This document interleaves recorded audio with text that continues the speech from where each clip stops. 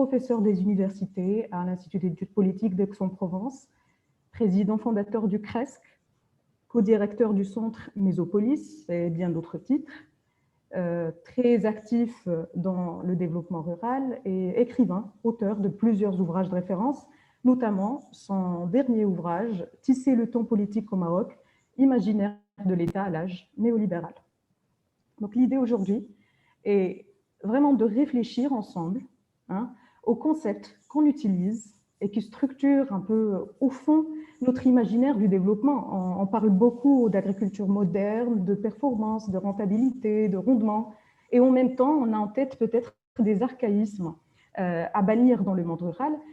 C'est ce qu'on va, entre autres, mettre en question, remettre en question dans l'intervention de Mohamed Touzi. Et peut-être avant de donner la parole à M. Touzi, on rappelle, juste pour le public, n'hésitez pas, s'il vous plaît, à poser vos questions, vos commentaires au fur et à mesure de l'avancement du séminaire. Et bien sûr, à la fin du séminaire, on va répondre à vos questions. Donc voilà, M. Touzi, à vous la parole. Merci beaucoup de cette opportunité. Donc, il s'agit d'un séminaire, ce n'est pas une conférence, donc c'est des travaux en cours ou des réflexions plus que des travaux, donc rien n'est achevé. Donc, c'est une invitation à la réflexion, à la discussion autour de la question. J'ai pris comme prétexte l'agriculture familiale, mais j'aurais pu prendre d'autres prétextes. Peut-être je vais décevoir et en parler très peu. J'ai choisi surtout de vous proposer une réflexion plus philosophique sur la philosophie de développement que sur les actions de développement elles-mêmes, bien que les actions sont présentes. Ils vont meubler mon raisonnement. Et pour ceux qui ont travaillé avec moi ou qui me connaissent, bon, c'est toujours un aller-retour entre le terrain et même le terrain opérationnel. Pas uniquement le terrain comme terrain de réflexion, le terrain opérationnel et la réflexion théorique. Donc, je remercie le groupe qui anime ce séminaire, parce que c'est important de pouvoir, dans ce contexte un peu difficile d'isolement, de réfléchir ensemble, même si c'est à travers, disons, une plateforme virtuelle. Je vais partager avec vous disons, un diaporama, mais pas dans le sens, c'est un diaporama au sens technique, c'est juste pour me servir de guideline. Je vais parfois lire, parfois expliquer. Donc, je vais le faire tout de suite.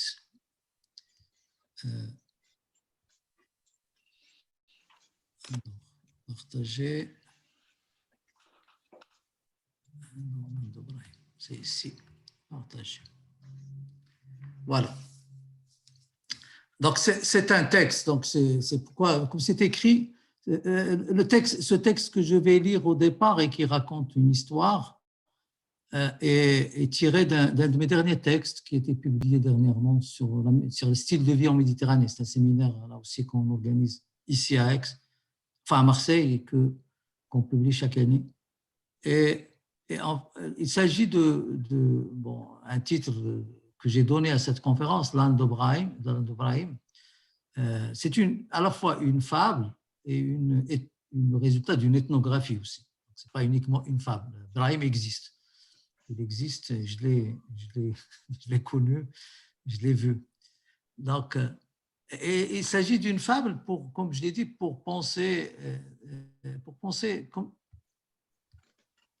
d'autres chemins de rationalité. Et vous allez voir que tous les concepts que j'utilise, je vais les utiliser au pluriel. Il n'y a pas de concept au singulier. Donc, rationalité, là aussi au pluriel, de rationalité, des chemins de rationalité. Convoquer d'autres raisons, donc au sens de raison que la raison économique. Donc, on peut parler de la raison écologique, on peut parler de la raison politique, mais depuis les travaux de Foucault sur le pouvoir, il a bien montré qu'à partir de la fin du 19e siècle, c'est la raison économique qui devient la raison des raisons. C'est elle qui, alors que comme si on revient un peu plus en amont dans l'histoire, et quand quand on démarre, par exemple, la lecture du livre de Platon sur la République, où il cherchait une raison, la raison était la justice. Chez la raison des raisons, c'était la justice. Chez Aristote, la raison des raisons, c'était le bonheur, qui lui-même renvoie à des dimensions autarciques sur lesquelles je vais revenir. Donc là, c'est de sortir de cette question de la raison économique comme raison triomphante. Le ton, bien sûr, Brahim est un personnage que je partage aussi avec quelqu'un d'autre qui est un peu l'expression même de ce que, qui est un des témoins de ce que je vais dire. C'est le professeur Tamim, parce que c'est lui qui m'en a parlé le premier et on a été le voir. Donc. Et c'était essentiellement février 2019, donc juste à la veille du confinement, donc un mois avant le confinement. Et donc, bien sûr, après le confinement, le temps était propice pour réfléchir à Brahim. Et réfléchir surtout à partir de Brahim sur des concepts comme le progrès, la rentabilité, l'utilité, l'efficacité, la réussite et même la justice, le bonheur, donc toutes ces questions. Et donc, je vais raconter donc l'histoire de Brahim. Donc, Brahim n'a rien d'un, c'est pas, comme j'ai dit, pas une parabole, c'est une réalité, mais qui peut devenir parabolique. C'est un jeune homme âgé de 30 ans, une trentaine, marié, père d'un petit garçon qui fréquente l'école. Le petit garçon fréquente l'école coranique, donc il a 6 ans, dans un petit douar qui s'appelle Tigisht, donc à quelques 2000 mètres d'altitude, dans le Haut-Atlas, dans la commune d'Ounaï, que je fréquente depuis 30 ans. Dans le village qui se dit aussi douar, c'est un petit douar, donc ils sont une vingtaine de foyers à vivre d'agriculture vivrière, combinant céréales, donc c'est tout, orge, parfois de maïs, en irrigué et en bourg, arboriculture, essentiellement l'olivier, et le petit élevage, caprin et un peu ovin. Plus que la moitié des jeunes du douar travaillent à Casablanca, à Rabat. Donc il y a un petit douar, d'une douzaine de foyers. Le village leur doit un certain confort, bien sûr, parce qu'il y a des allers-retours très forts entre les deux, équivalent au standard urbain. Donc c'est un village qui est vraiment bien doté. Eau courante, électricité et même la route goudronnée. Et depuis 2 ans, les jeunes restés au village, ils sont une dizaine, ont tous troqué leur monture, l'ancienne monture, mulet ou âne, contre des motos, et même bicyclettes, contre des motos chinoises de marque Docker. Du coup, il n'y a plus d'âne pour transférer les récoltes des parcelles, parce que les parcelles sont au bout du oued, le village est en haut, pour ceux qui connaissent un peu la topographie des villages de montagne, transporter du bois, parce que c'est important, et même servir tout simplement de monture quand l'oued est en creux, le jour du souk, et que la piste est impraticable, où les 2 roues sont inopérationnelles en ce moment-là. Contre toute attente, Brahim a investi dans son âne, et c'est vraiment un âne costaud, bien harnaché, un peu à la manière des ânes espagnols. Ce n'est pas un âne marocain, presque un âne espagnol.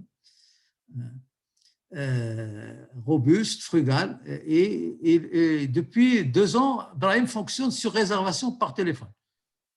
Pour avoir l'âne, il faut le réserver par téléphone. Il a un téléphone portable. Donc, sans carnet, nous disons qu'il pareil. Il prend même un jour de congé pour ne pas travailler. Il serait très fastidieux, donc ici, dans cette intervention, de restituer une ethnographie d'une journée de travail de Brahim, qui est très remplie, donc qui fait du service, transport, toutes sortes. Avec un revenu pas énorme, mais un revenu d'appoint intéressant, qui peut permettre d'entretenir l'âne et d'entretenir aussi son statut dans le village, qui est un statut de déclassé, devenu quelqu'un d'utile, d'important, ce qui n'est pas négligeable dans notre calcul de rentabilité. Et donc, cette histoire, donc, ce personnage permet de réfléchir sur des concepts qui rendent compte d'une philosophie de vie inspirante. Une philosophie de vie inspirante qui permet à ces populations, donc, dans leur achat, de s'adapter à un environnement très dur, et je me suis dit, quand je réfléchissais j'écrivais ce texte, que l'homme de demain, et en écoutant à la fois plein d'émissions, en discutant avec des gens, qu'après le Covid, après le chamboulement de notre vie par cette pandémie mondiale, que l'homme de demain sera agile, frugal ou ne sera pas. Et donc, que sera un peu qu'il va définir d'autres objectifs que les objectifs qui sont imposés par les standards, j'allais dire, de réussite sociale et économique de la ville, ou même, disons, d'une société de consommation, si vous voulez. Et donc, dans le paysage qui est le paysage d'Ounaïn, où il y a d'autres personnes qui ne sont pas comme Brahim, mais le personnage inspire une vraie réflexion philosophique. Et cette réflexion philosophique, si vous voulez, alors, je vais juste...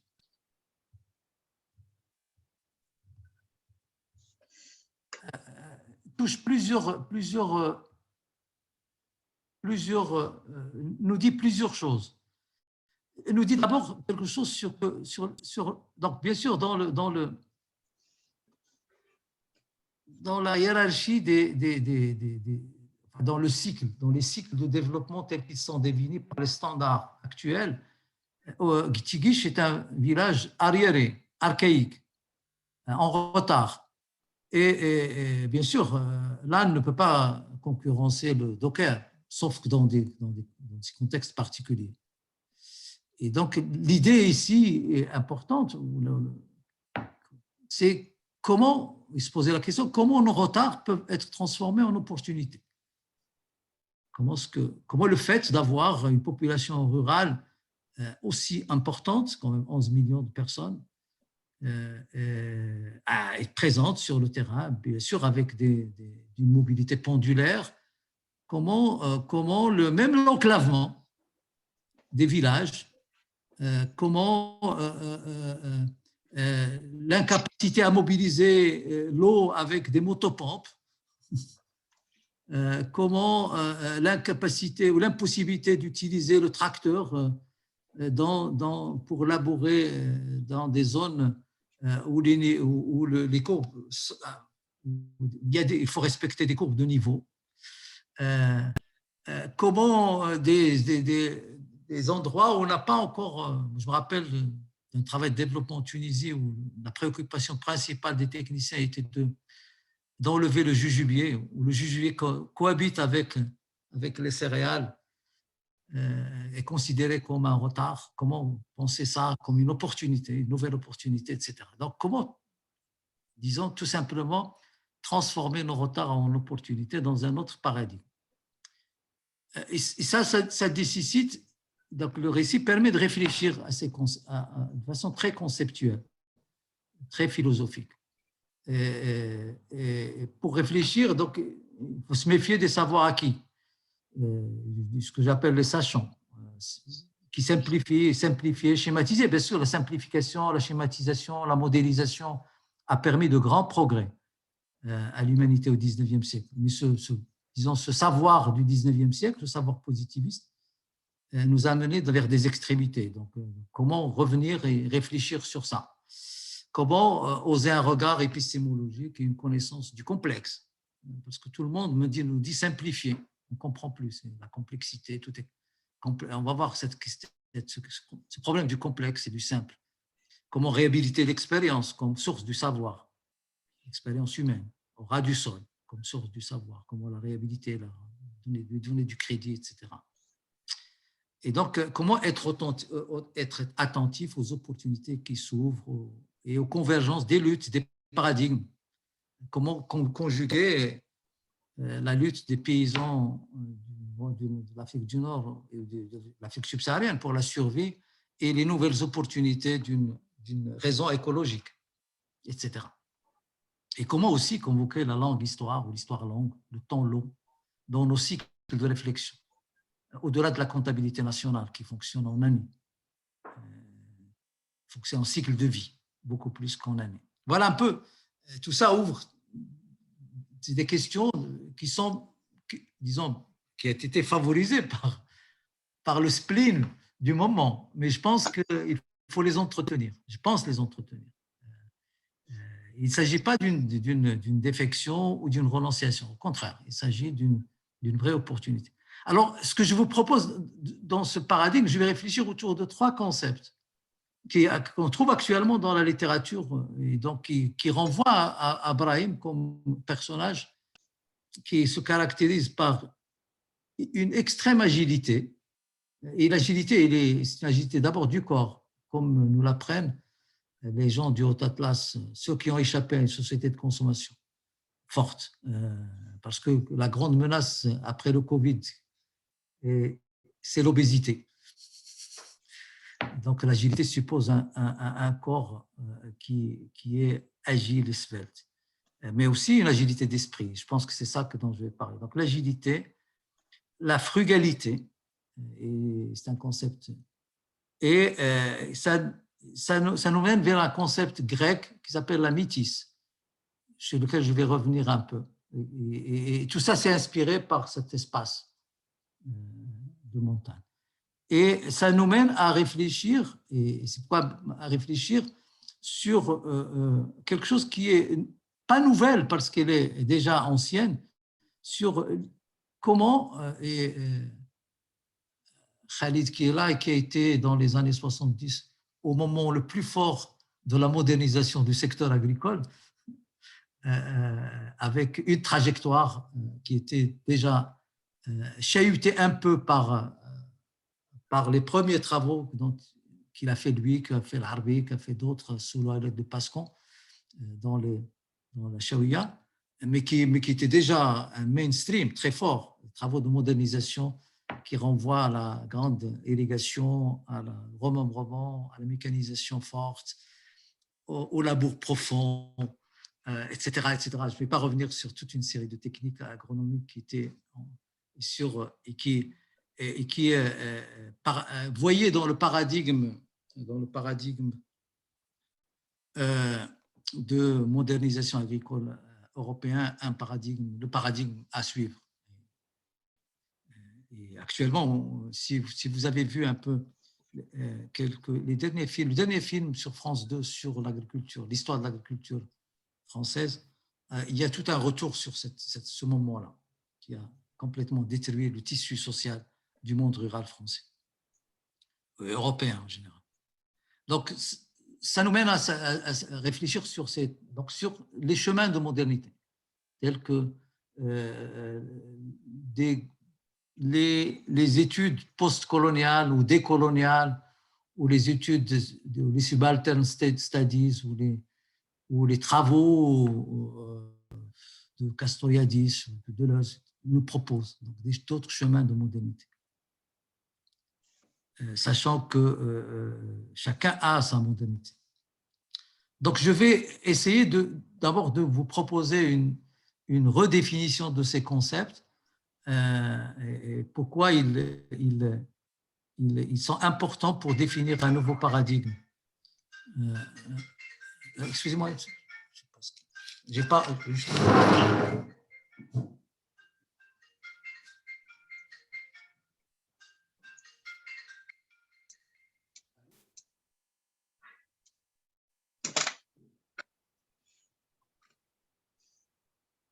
Je peux te rappeler dans 2 heures, parce que je suis en conférence, je te rappelle.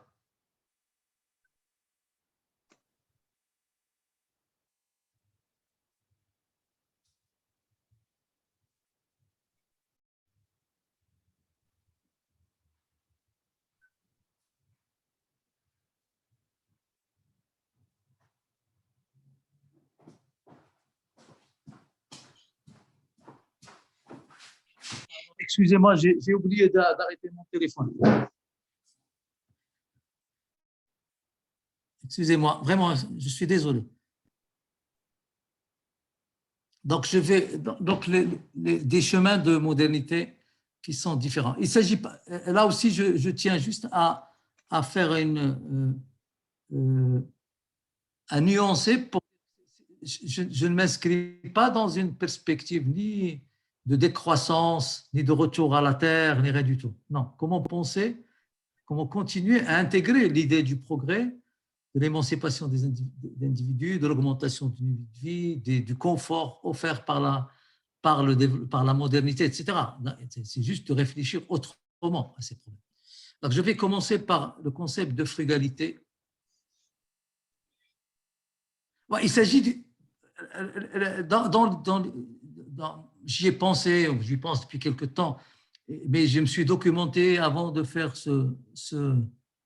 cette intervention. Donc, j'ai lu un peu quelques revues de philosophie et je trouvais que le concept de frugalité revient de façon relativement forte. Pas dans le prolongement j'allais dire, de la philosophie stoïcienne, non, mais de façon forte et renouvelée. Et le point de départ de cette nouvelle réflexion sur le concept de frugalité, qui est non seulement un choix de vie, qui renvoie à une sorte de mystique, mais une nécessité dans le contexte actuel. Une nécessité dans le contexte actuel. On le retrouve, l'une des plus belles insertions, c'est celle de Castoriadis, pour les sociologues connaissent Castoriadis. Donc, où il dit la sortie de la misère des pays pauvres ne pourrait se faire sans catastrophe. Que si l'humanité accepte une gestion de bon père de famille des ressources de la planète. Bien sûr, quand il dit ça, il pense à 1 milliard, à 3 milliards entre hindous et chinois qui ont des voitures, qui vont avoir des voitures, même électriques. Un contrôle radical de la technologie et de la production, une vie frugale, cela peut être fait dans l'arbitraire et dans la laïcité par un régime autoritaire ou totalitaire. Cela peut être aussi fait par une humanité organisée démocratiquement, à condition précisément qu'elle abandonne l'étalonnage exclusif des statuts par rapport aux seules valeurs économiques et qu'elle investisse d'autres significations. Voilà un peu la proposition. On peut faire donc l'hypothèse qu'il existe une frugalité agie et non pas subie, associée à la satisfaction effective des besoins tempérés, mais néanmoins très suffisants pour bien vivre, en cohérence avec l'entretien commun des éléments variés du monde. Il n'a pas le sens de la privation et du manque, mais s'articule à l'invention d'une croissance économique plus sélective et moins destructive, recréatrice non seulement d'emplois, mais de véritables métiers. Bien sûr, bien sûr, ce sont les gens qui sont sortis du besoin qui peuvent prôner ce discours. C'est quand tu dis à quelqu'un qui est dans la pauvreté, il faut être frugal, c'est même insolent et presque méprisant. Et donc, il y a un passage par l'accès, par quelques principes de réduction des asymétries pour que ce discours soit recevable. Donc, la valeur attractive de ce concept de frugalité ne saute pas aux yeux. Mais quand on voit un peu le débat actuel autour de la viabilité de la Terre, il faut se poser la question suivante, je pense. Comment considérer cette série d'idéaux anciens qui semblent faire retour avec insistance et qui peuvent prendre des chemins religieux, des chemins philosophiques ou des chemins politiques, dès lors qu'il s'agit d'affirmer les valeurs auxquelles une politique écologique peut être articulée et qui constituent un horizon de sens pour des engagements contemporains. Les concepts sont sobriété, frugalité, tempérance. C'est un concept aristotélicien extrêmement beau, la tempérance et la mesure, simplicité. Autant de très vieux mots, c'est des vieux mots, donc on retrouve dans l'inventaire des vertus, autant de très vieux mots, soit les vertus dans les Salal Khoshéria ou chez Aristote, ou chez Plotin. Donc on peut les retrouver aussi bien dans le patrimoine musulman que dans le patrimoine chrétien ou même dans le patrimoine philosophique grec ou chez les bouddhistes. Donc autant de très vieux mots qui semblent nous ramener au bon vieux temps de la mesure et des vertus cardinales, mais aussi à ceux d'un bien souverain et d'un bien commun que la politique et l'éthique des modernes ont radicalement et d'une certaine manière, heureusement, subverti. Donc, comme il s'agissait d'entrer un nouveau en dialogue avec des sagesses anciennes sur la base de ce qu'on pourrait appeler avec rigueur et contre Habermas, je dis bien, considéré comme une salutaire retraditionnalisation du monde vécu, faire refaire mémoire de figures et de formes de vie. Voilà un peu, quand on voit comme dimension philosophique ce concept de frugalité. Ramener Ibrahim, qu'est-ce qu'il donne?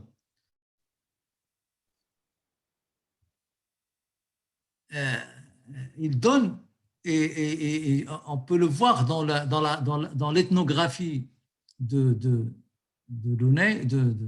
Tigish, mais l'ethnographie de Tigish, ce village peut être l'ethnographie de n'importe quel douar en zone pluviale, montagne, oasis, qui est en dehors des dynamiques, j'allais dire, productivistes. La frugalité ici, dans le cas d'espèces, dans le cas ethnographique observé, est autant une philosophie qu'un mode de vie.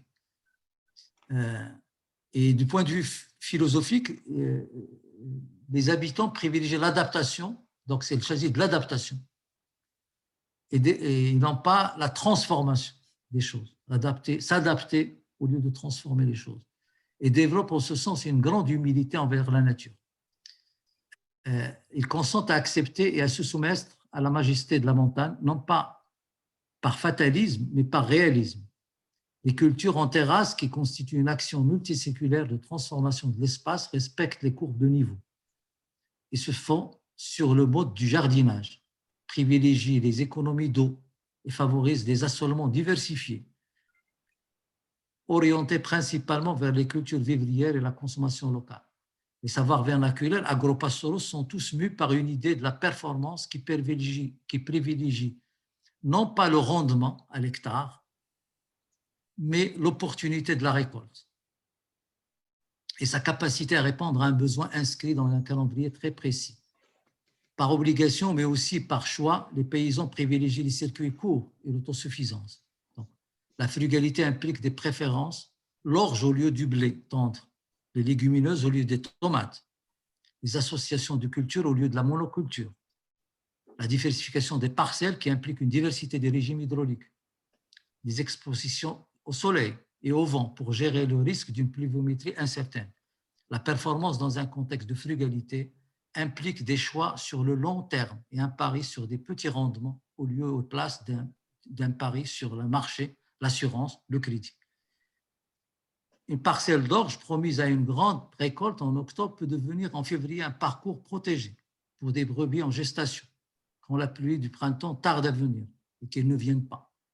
La minimisation des coûts passe par une minimisation des investissements de départ et une grande agilité dans la prise de décision pour redéfinir les stratégies en toute liberté et en toute responsabilité en fonction des données du moment. Pour gérer la pénurie d'eau dans une année de sécheresse, l'éleveur dessine avec une grande agilité 3 séquences. Dans un premier temps, il transforme son troupeau de vaches en brebis pour minimiser les risques de perte et les coûts d'entretien. Si la sécheresse persiste, il convertit les ovins en caprins plus résistants et plus rustiques. La frugalité est très présente dans le mode d'habiter, mais aussi dans les façons de se nourrir, de se laver, habiter des pièces polyvalentes, se laver au seau au lieu de la douche, opter pour des toilettes turques, choisir un régime pauvre en viande, riche en fibres et en lait, sont des choix d'une rationalité redoutable, en manque de reconnaissance et menacés par les standards de vie urbains et les injonctions de consommation diffusées par la télévision à longueur de journée.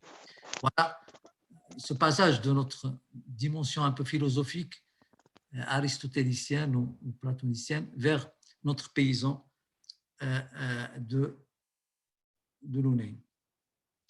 Alors, le deuxième concept qui va de pair, c'est le concept d'agilité. La frugalité doit se conjugue quand on l'observe avec l'agilité. Bien sûr, l'agilité de changer de scénario, changer de stratégie, mais l'agilité aussi pour bouger. L'agilité renvoie aussi à une certaine mobilité.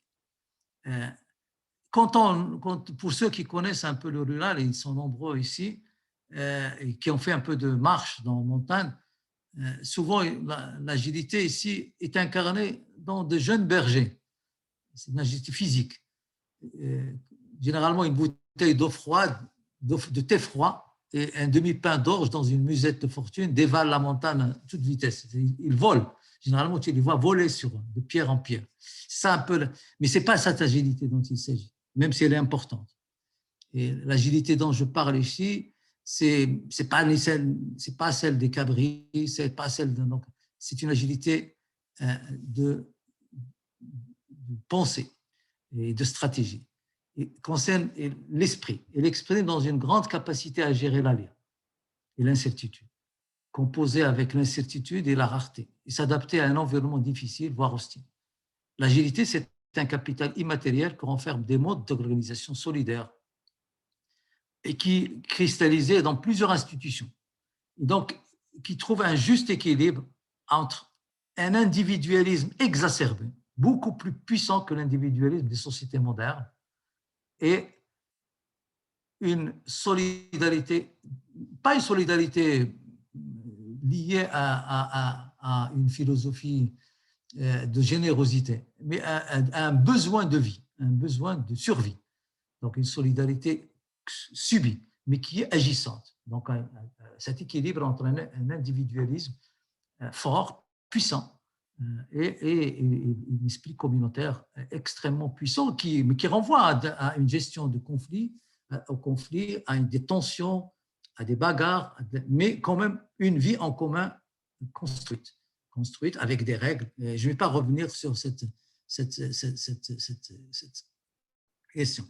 L'agilité concerne aussi la capacité à se déployer sur l'espace, à fragmenter la famille quand il s'agit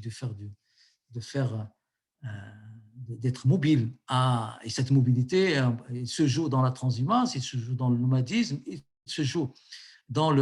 se joue aussi dans le rapport entre ville et campagne, entre le dispatching, si vous voulez, des enfants en fonction des besoins du ménage. Et donc, c'est quelque chose qui est extrêmement important, que la sédentarité rend difficile, mais qui est un acquis pour beaucoup dans une société qui n'a pas encore, et là je reprends le cursus khaldounien, qui n'a pas encore perdu de ces asabiyas pas au sens du lien central tribal, mais c'est asabiyya, cette capacité à confronter ou affronter la rareté et l'alien. C'est ça ma redéfinition de la asabiyya khaldounienne. Ça nous renvoie, et la conjugaison des deux, de l'agilité et de l'égalité, renvoie à un vieux concept, et un concept grec qu'on retrouve dans la mythologie grecque et qui décrit une forme d'intelligence qui n'est pas basée uniquement sur la force, qui est aussi basée sur la ruse, je dirais ça en convoquant un concept citadin de Saleh, qui convoque Tawil. Tawil, c'est la doigté, la capacité à gérer, qui convoque aussi, comme je l'ai dit, l'intelligence, comme disent certains anthropologues, de l'hérisson, plus que l'intelligence du renard, pour parler des métaphores animales. De quoi s'agit-il quand on parle de la métisse? L'expression qui traduirait le mieux le terme métisse serait probablement celle d'intelligence rusée. Dans un classique d'histoire philosophique d'Étienne et Verlan, ils la définissent comme un avantage sur la force qui s'exerce dans des situations incertaines ou ambiguës, multiples, ondoyantes, agissant par déguisement sous le couvert de la faiblesse et de l'ignorance. La métisse revient en partage à un certain nombre de dieux, de héros, d'hommes et même certains animaux dans leurs mots. La métisse est bien une forme d'intelligence de la pensée, un mode de connaître. Il implique un ensemble complexe mais très cohérent d'attitudes mentales, de comportements intellectuels qui combinent le flair, la sagacité, je dirais même la roublardise, la prévision, la souplesse d'esprit, la feinte, la débrouillardise, l'attention, vigilance, le sens de l'opportunité, les habiletés diverses une expérience longuement acquise et s'applique à des réalités fugaces, mouvantes, déconcertantes et ambiguës, qui ne se prêtent ni à la mesure précise, ni au calcul exact, ni au raisonnement rigoureux. Voilà, et donc la frugalité et l'agilité font penser justement à cette comme j'ai dit, à cette vertu, cette propriété qui peut être aussi bien une propriété animale qu'une propriété humaine, et qui fait que la frugalité se déploie comme l'exploration patiente d'une différence de nature et pas seulement de degré entre la très grande misère, celle qui se réengendre sans cesse au sein même d'une société développée, ou à leur contact, et la pauvreté, qui est quelque chose d'autre. Ce n'est pas la misère. La pauvreté est quelque chose d'autre, même si les Nations Unies en font un ennemi à abattre. Elle correspond à l'expérimentation inventive des régulations émergentes capables de soutenir l'excès de misère comme celui de richesse, de répartir équitablement les utilités partageables ainsi que les peines et les plaisirs particuliers.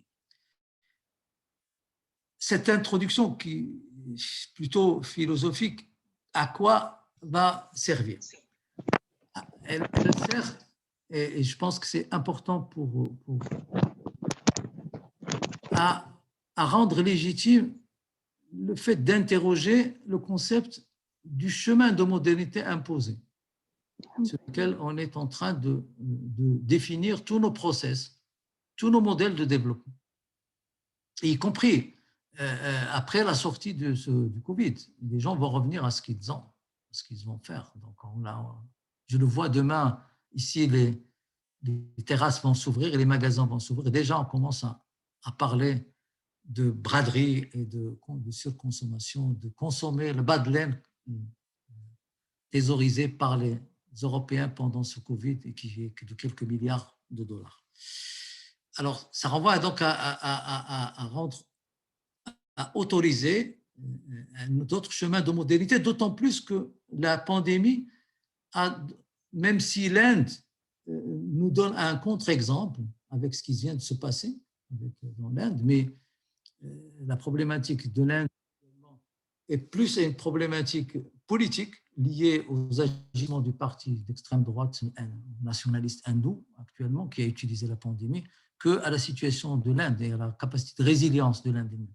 Mais d'autres exemples nous viennent d'ailleurs. Le comportement de l'Afrique actuellement par rapport à la question de la pandémie permet de réfléchir sur d'autres chemins de modernité, comme d'ailleurs le comportement de la Chine, ou la manière dont la Chine a géré la pandémie, même s'il s'agit d'une gestion extrêmement autoritaire.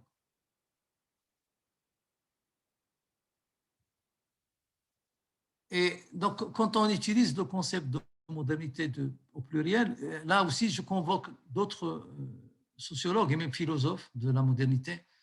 L'un des plus intéressants, c'est Eisenstadt, Samuel Eisenstadt, qui est un sociologue, historien, anthropologue, il est plusieurs choses. Je dirais malheureusement, israélien, mais bon, peu importe. Et pour lui, le concept de modernité au singulier n'est plus recevable. Il faut peut-être accepter celui de modernité multiple. Il ne s'agit pas d'un simple slogan légué par les études postcoloniales. La façon dont les pays pauvres ont pu gérer la pandémie, là où les grandes puissances ont été mises à genoux, est plein d'enseignements. La prise en charge des 60, par exemple, moi j'ai vu des 60 villages donnés durant ces 2 mois par des migrants à partir d'une plateforme WhatsApp, donne une très belle conjugaison d'un chemin de modernité différent. Donc le concept de modernité multiple ne cesse ainsi de révéler tout son potentiel heuristique pour identifier des institutions modernes immergées dans la tradition ou des institutions traditionnelles immergées dans la modernité aussi.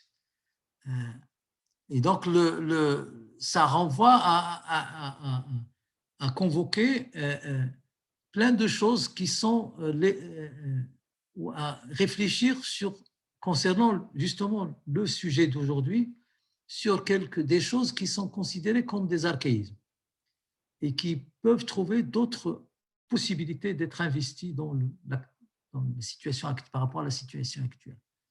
Alors, j'avais prévu pour explorer par rapport à tout ce que j'ai dit, pour explorer trois domaines. Mais je pense que je suis déjà presque à 1 heure. Donc, je vais essayer d'être très rapide. J'avais prévu de parler du foncier dans cette perspective, des chemins de la modernité, d'autres chemins de la modernité, de l'eau, du statut de l'eau et de l'agriculture familiale. De l'agriculture familiale. Je vais peut-être juste parler uniquement du foncier. Et on aura d'autres discussions et probablement Nazareth parlera certainement de l'agriculture familiale et de la territorialisation parce qu'il travaille dessus. Donc, je vais parler uniquement du foncier parce que toute cette réflexion que je viens de vous proposer, et je vais l'appliquer un peu au foncier, renvoie à des partis pris philosophiques.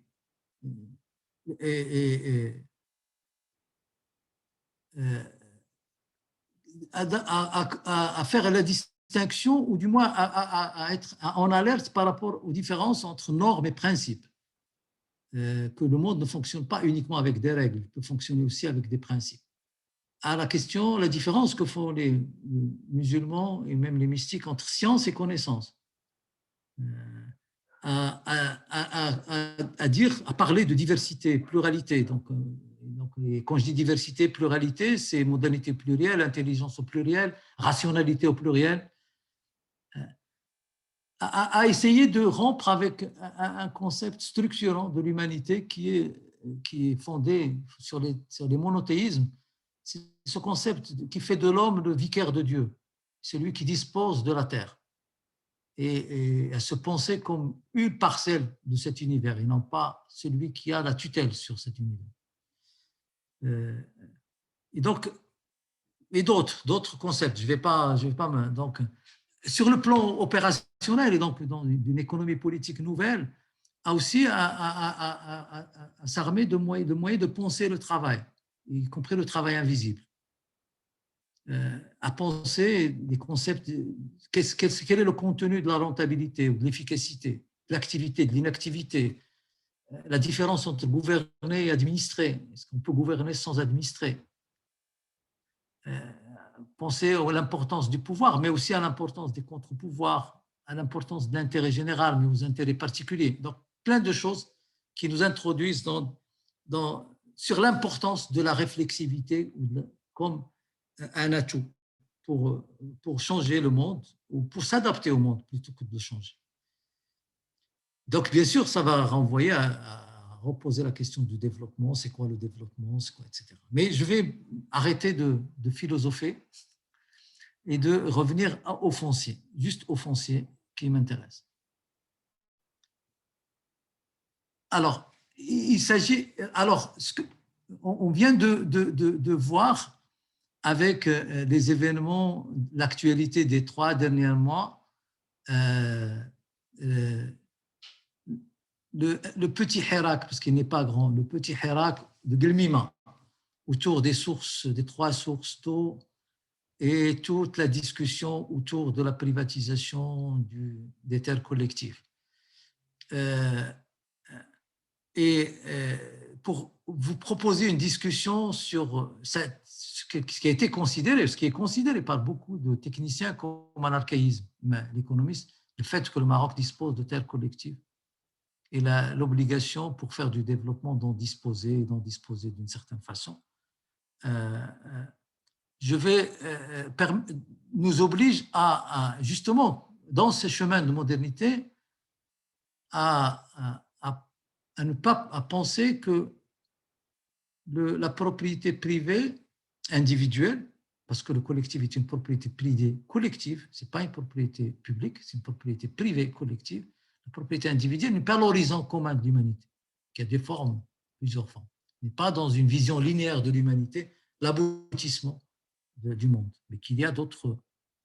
Et donc, revenir sur les gens qui ont travaillé un peu dans le développement peuvent lire la même annexe sur le foncier dans toutes les agences de développement, que ce soit la FAO ou le FIDA, et Khalid peut confirmer ou infirmer, mais on peut en discuter, la même annexe sur le foncier, la même, il est toujours la même, sur les terres collectives et la discussion autour des terres collectives et la tragédie des communs, comme une thèse acceptée, alors qu'il est déjà remis en cause, sur la complexité des statuts fonciers au Maroc comme un frein au développement, sur la micropropriété comme un frein au développement et à la rentabilité, et sur l'indivision. L'indivision comme là aussi un frein au développement. Et je voulais juste avec vous, sur ce chemin, comment construire un chemin de modernité autre, réfléchir sur ces quatre. D'autant plus que la doctrine économique a déjà enterré en partie la théorie de la tragédie des commons. Elle l'a déjà enterré. Donc, ce que j'ai fait est déjà un peu dépassé, parce que le prix Nobel 2009 a démontré le contraire. Et je peux vous renvoyer à ça. Mais juste pour, alors qu'au moment où ça c'est en train d'être dépassé, le Maroc qui s'est endormi pendant presque un siècle, de 1919 jusqu'à 2019, vient de rechanger son derrière des terres collectives pour ouvrir le foncier à au marché. En partant de ces questions dont je vais parler. Donc le fait que les communs, c'est une catastrophe, en partant de ce dictant, ce qui n'est pas évident, et en partant de cette idée que la complexité des statuts est un frein au développement. Alors, je m'arrête sur deux choses. Je vais parler juste de l'indivision et des terres collectives. Comme vous le savez, la stratégie actuelle, et je le retire, la stratégie foncière qui doit qui vient d'être l'étude est finie, donc je pense que les prochaines lois vont aller la mettre en œuvre et qui, comme je l'ai dit, tout à l'opposé de ce qu'on vient de dire sur les chemins de modernité. Alors, il nous dit qu'elle envisage deux voies: la milquisation des terres collectives bourg au profit des ayants droit exploitant ces terres, à l'instar de l'opération entreprise par les terres collectives situées en totalité et en partie dans les périmètres d'irrigation. Et l'ouverture des terres collectives vacantes. J'aimerais bien savoir où est-ce qu'il se trouve, les terres collectives vacantes, à l'investissement au profit des personnes tiers, morales ou physiques. Voilà un peu ce que... Alors, de quoi s'agit-il? Il s'agit, là aussi les chiffres ne sont pas, parce que, comme vous le savez, les terres collectives est un statut juridique qui est une présomption de collectivité. C'est pas déduction. Tout ce qui n'est pas domanial, tout ce qui n'est pas privé, tout ce qui n'est pas domaine public est collectif. C'est ça la définition. Il n'y a pas d'autre définition. Donc, on ne sait pas si c'est selon les statistiques entre 11 et 21 millions d'hectares. Et on sait qu'il y a 1 à 2 millions d'hectares qui sont des terres de culture très favorables,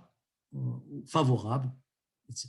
Et donc, il y a 100 000 de zones forestières, notamment de DRS. Et les terres collectives concernent 4 500 collectivités, donc 2,5 millions dits d'ayants droit. Le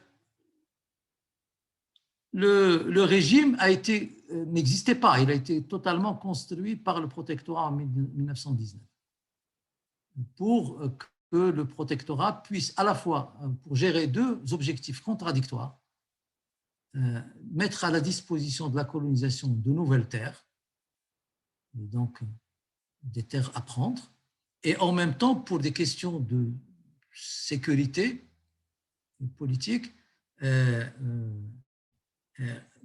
éviter que contraire, parce que l'expérience algérienne était toujours encore forte, éviter que les collectivités dites ethniques soient totalement spoliées, ce qui aurait, parce qu'il ne faut pas oublier qu'on est jusqu'en 1934, le Maroc n'était pas encore dominé totalement. Il y a encore des tribus qui étaient en lutte armée contre le protectorat français. Et le texte est sorti en 1919. Donc, il y avait ce double objectif, mais ce double objectif qui a renvoyé à une sorte d'équilibre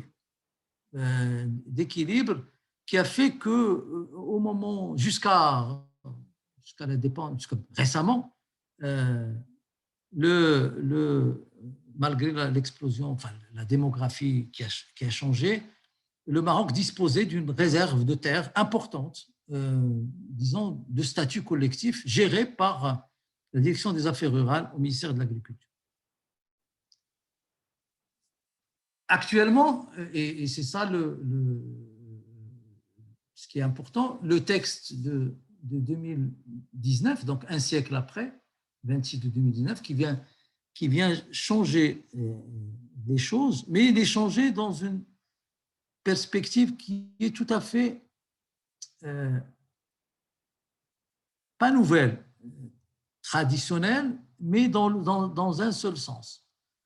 C'est avec un seul objectif, à terme, quel que soit, je ne vais pas ici m'attarder à vous commenter le texte, parce qu'il est extrêmement important, mais le texte, malgré toutes les circonvolutions, qui a gardé pratiquement le même lexique, s'est transformé au niveau de trois niveaux.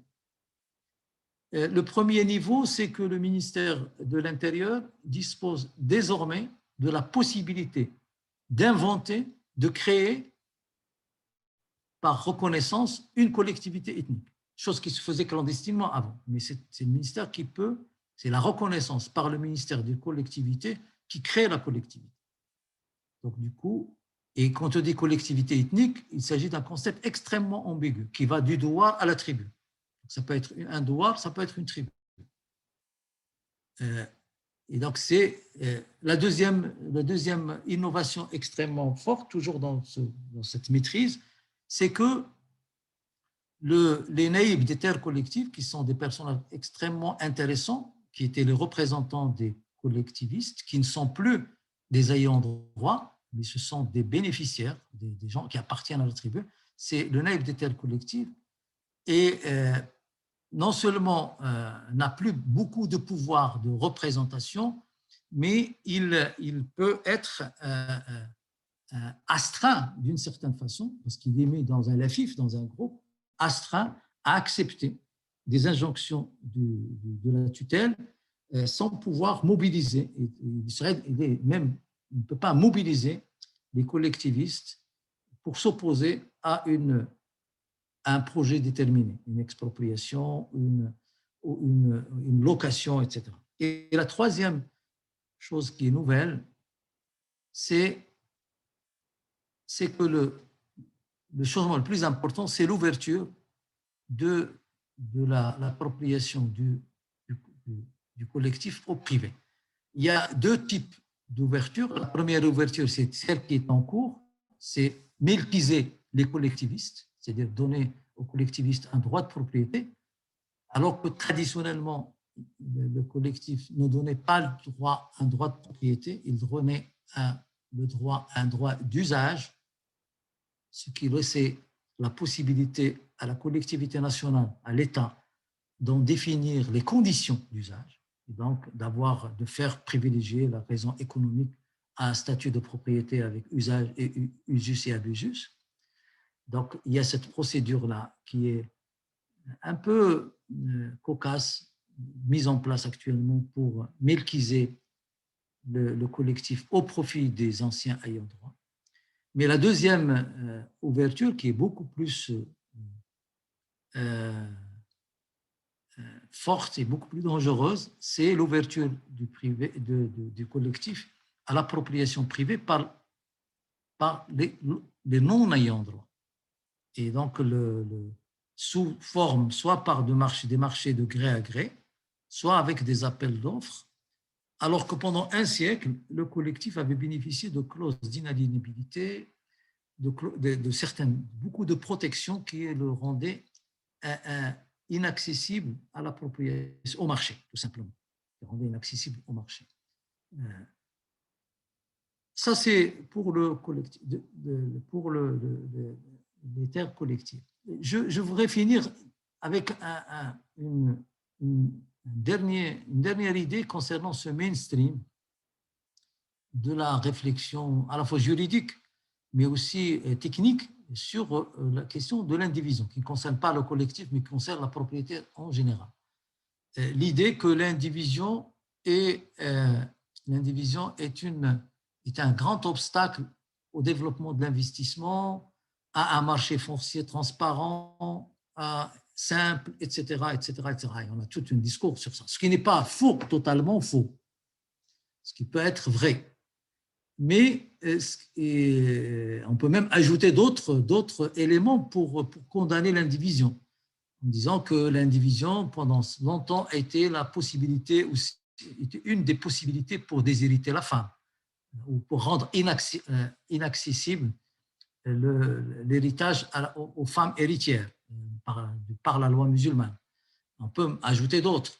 Mais ce qu'il faut peut-être retenir par rapport à l'indivision et la difficulté, c'est que s'il n'y avait pas l'indivision d'abord au Maroc, ou la propriété indivise au Maroc, et, qui est importante, qui est très importante au Maroc, a retardé, il n'a pas rendu impossible, mais c'est le facteur qui a le plus retardé la concentration foncière au Maroc.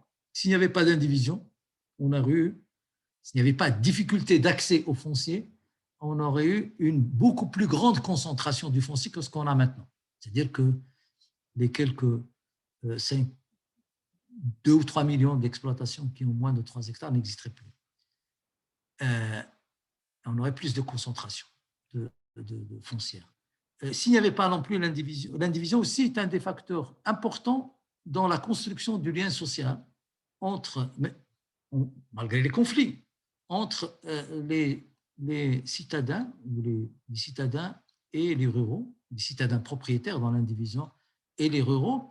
Et on peut observer cette solidarité, j'allais dire contrainte, c'est une solidarité sous contrainte du fait qu'ils partagent le même foncier, en termes de transfert d'investissement, ou aussi en termes de fonctionnement tout simplement de solidarité entre le rural et l'urbain en fonction des années, de bonnes ou de mauvaises années. L'indivision fonctionne comme un lien qui permet justement la solidarité. Je pense que j'ai trop parlé, donc je vais conclure rapidement.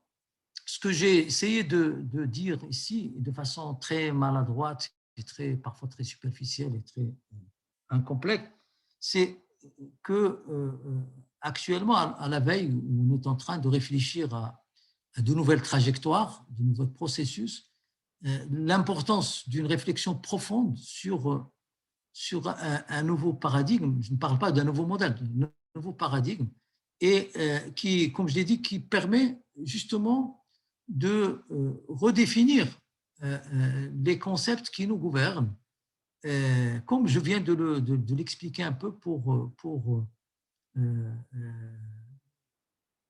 des concepts comme rendement, rentabilité, progrès, développement, confort, etc., par rapport à des exigences qui renvoient à la réinvention de nouvelles solidarités et surtout à l'invention d'un nouvel horizon d'attente qui se situerait de façon mesurée entre la nécessité pour tout le monde, je dis bien tout le monde, d'accéder aux bienfaits du progrès, mais aussi à la nécessité de le partager de façon équitable entre les humains. Voilà, je vais arrêter là pour l'instant.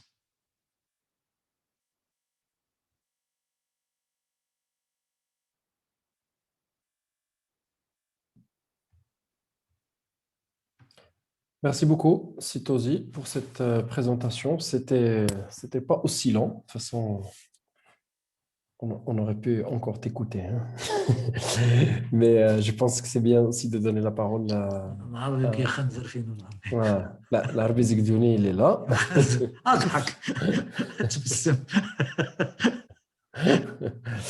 Parfait. Ben, écoutez, peut-être on va ouvrir la parole au public pour poser leurs questions. Pour l'instant, il y a une seule question je pense, de Khalid, qu'il peut poser directement, je pense. Tant qu'on n'a pas plusieurs questions, on peut poser la question directe. S'il y a plusieurs questions, on va les prendre et les poser nous-mêmes à Sitosi. À toi la parole, Khalid.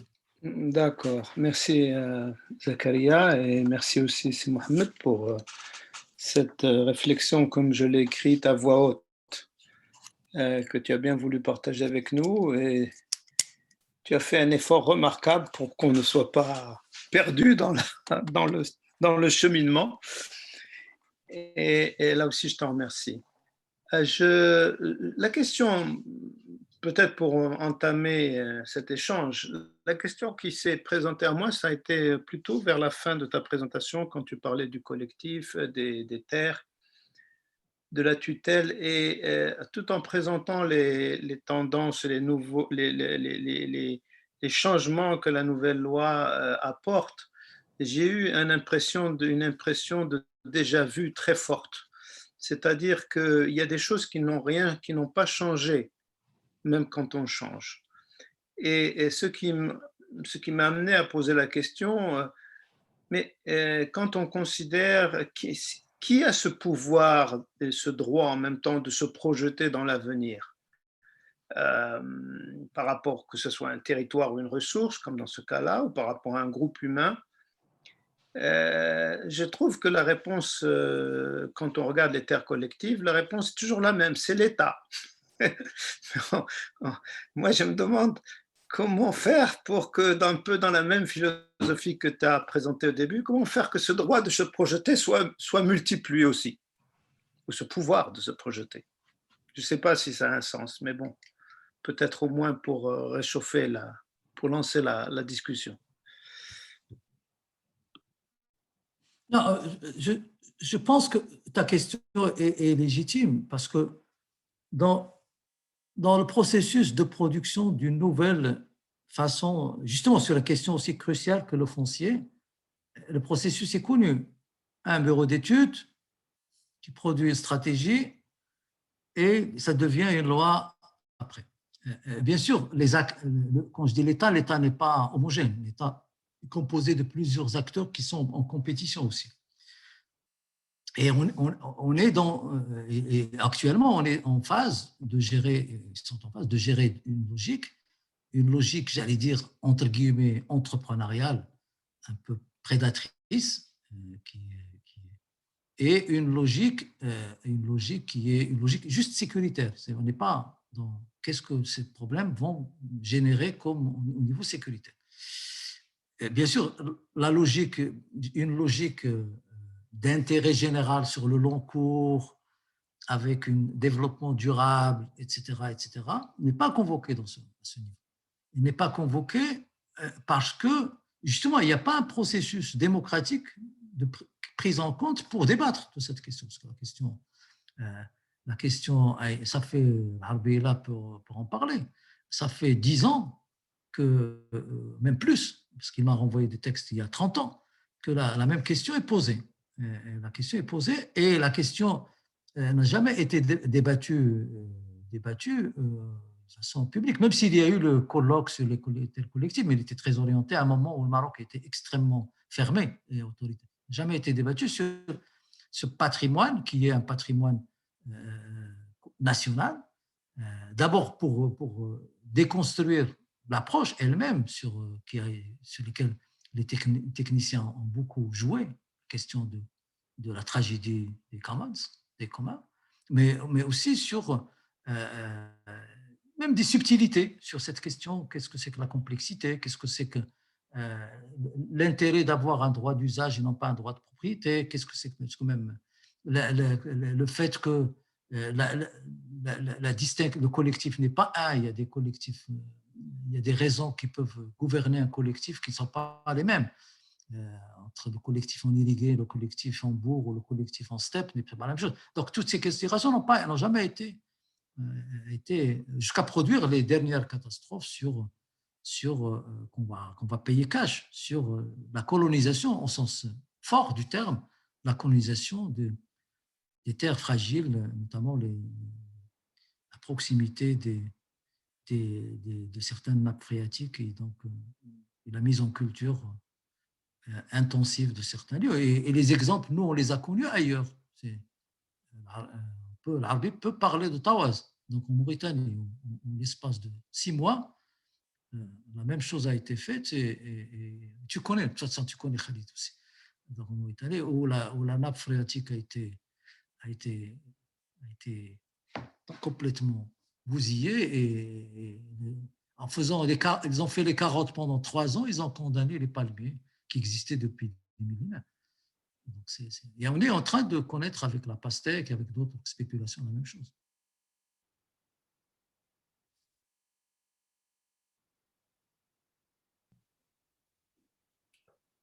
Habiba, tu peux prendre la parole pour les questions?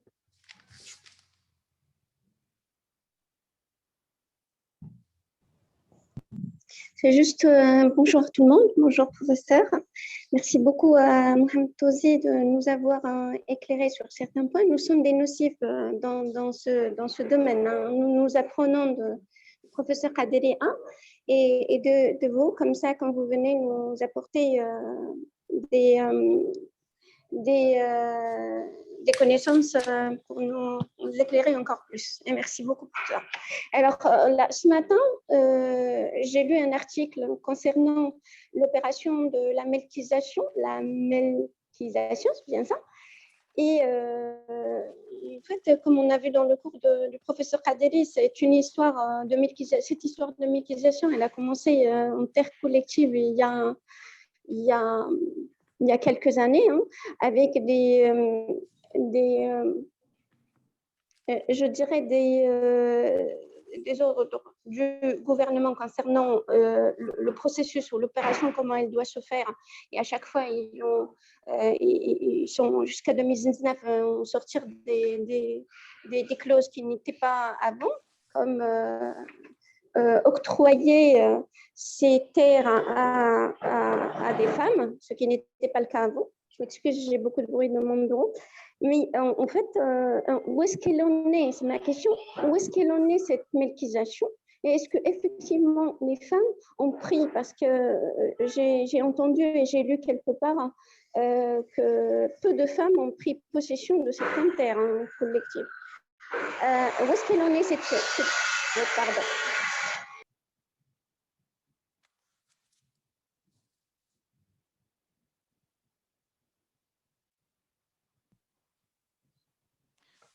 En attendant que Khadija règle son micro, peut-être je vais reprendre les questions qui sont dans le chat. Donc, il y en a déjà 3-4. Donc, il y a... Je m'excuse. On te reprend, Khadija. Hein. Vas-y. D'accord, excusez-moi. Alors, à la lecture de cet article que j'ai lu ce matin, je me suis posé la question, en fait. Cette melkisation, elle en est où? Grosso modo, et est-ce que les femmes y bénéficient vraiment de ces terres-là? Voilà mes questions. Merci. Il y a la question de professeur Zohra Meskildi qui dit l'exclusion des femmes en lien avec le collectif et l'indivision n'est pas un fait mineur. Donc, c'est question autour de l'exclusion des femmes et l'indivision. La question de Mohamed Razel, l'enjeu sécuritaire généré par cette restructuration semble important. Est-ce le moment d'entamer ce processus? Et la question de Nadia Bilfqeh, est-ce que le modèle de l'agriculture nommé permaculture pourrait s'inscrire dans le cadre d'un nouveau paradigme qui favorise le développement durable? Et elle cite un exemple de Douar Brachois. À toi la parole, ainsi aussi. Ah, il y a d'autres qui peuvent répondre aux questions qui sont. Non, le processus bien sûr, le processus de melkisation, d'abord, il intéresse la partie intéressante des collectifs. Il a commencé déjà en 1969 dans le périmètre irrigué de l'Gharb. Bien sûr, au bout de 40 ans, il n'a pas abouti totalement. Les premiers actes de propriété ont été distribués il n'y a pas longtemps. Donc, c'est un processus qui est long, compliqué, etc. Mais ce qu'il faut retenir, c'est que la melkisation de facto de ces espaces est déjà il est là depuis 50 ans. Les gens on prend les collectifs les plus importants, le collectif de Rahamna, si on prend Rahamna, ou le collectif de Sid Mukhtar, Saïdat, la province de Chichawa, ça c'est déjà il y a 20 ans, quand on travaillait dessus, ils étaient déjà melkisés. Et melkisés transmis de famille à famille, ou même vendus sur le marché foncier sans problème. Donc, cette idée il y a un aspect un peu propagande politique sur cette question de melkisation, au sens de melkisation avec un titre de propriété de la conservation foncière. Mais c'est pas le melk traditionnel par la melkia existe dans il n'est pas reconnu, il n'a pas été reconnu totalement par la tutelle, mais il existait. Donc il y a cette melkisation. Tout ce qui est bourg favorable, même un peu bourg défavorable, est déjà melkisé. Donc cette idée de terre collective vacante n'existe pas. C'est une vue de l'esprit. Il n'y a pas de terre collective vacante. Sur la question des femmes et des soulaliyettes, la question s'est posée de façon extrêmement… Bien sûr, les régimes étaient très différents d'une collectivité à une autre. Il y avait des femmes exclues, des femmes qui pouvaient bénéficier, etc. Donc, on ne peut pas généraliser. Sur les 4500 collectivités, il y a autant de cas il y a plusieurs cas différents. Donc, ça, c'est… Maintenant, il y a eu, après le mouvement Soulaliette, il y a eu la circulaire du ministère de l'Intérieur qui réinterprète parce qu'il fallait se mettre en conformité à la Constitution, qui donne accès aux femmes mais cet activisme était surtout lié à des femmes dans les périmètres urbains où la valeur foncière était très importante. Il joue à la marge, par exemple, chez les collectivistes, par exemple, dans d'autres zones. Mais ça reste une question importante. De toute façon, la loi le reconnaît, elle parle des femmes et des hommes, elle ne parle plus. La loi actuelle de 2019 parle des hommes et des femmes. Donc, il n'y a plus de réinterprétation. Mais ce qu'il faut retenir, c'est que ça ouvre. Ce n'est pas la question de melkisation des ayants droit, il s'agit d'une reconnaissance des droits déjà existants. Mais le problème actuel, c'est l'ouverture qui est en train de s'écrire, c'est l'ouverture de ce patrimoine foncier aux investissements privés dont l'opportunité est décidée exclusivement par les agents d'autorité. C'est les agents d'autorité, agents de développement, qui sont considérés comme, qui ont la responsabilité justement de développement territorial, qui décident, qui ont l'opportunité de décider qui décide de l'opportunité d'accepter la cession d'un bien collectif à un investisseur privé, soit en faisant des marchés, par la prestation de marché, soit de gré à gré. Le texte le prévoit de façon forte. Et ça ouvre. C'est ça qui a créé l'incident de Glimima. C'est ce qu'il s'agit de. Quand on te présente un dossier d'investissement, en partant de l'idée qu'il s'agit de terrain vacant, parce que terrain vacant, ça veut dire qu'il n'est pas utilisé pour l'agriculture. Quand il est utilisé pour le pâturage, il ne le considère pas comme utilisé pour le pâturage. D'autant plus que si ce pâturage est un pâturage de façon discontinue, en fonction des années, etc. Donc, c'est pourquoi le problème n'est pas un problème uniquement de politique publique maintenant. Le problème est un problème de paradigme, de concept. Vous l'avez bien vu, on l'a bien vu quand on parle de rentabilité. Je ne sais pas, moi je ne suis pas agroéconomiste, de rentabilité d'une exploitation familiale de 2 hectares. Dans la comptabilité de cette exploitation, on va considérer juste les intrants, ce qui entre et ce qui sort par rapport à l'exploitation agricole elle-même. On ne va jamais comptabiliser dans la survie de cette exploitation, et toutes les exploitations agricoles de par le monde sont subventionnées. la fonction paysagère, la fonction politique, la fonction sécuritaire, toutes les fonctions que cette exploitation a accomplies pour le bien de la collectivité. Mais tant qu'on n'a pas ce type de calcul, quand on étalonne le même rendement d'un hectare chaouia avec un hectare guil, bien sûr, on va toujours considérer que Bligil, c'est archaïque, il faut le développer d'une certaine façon.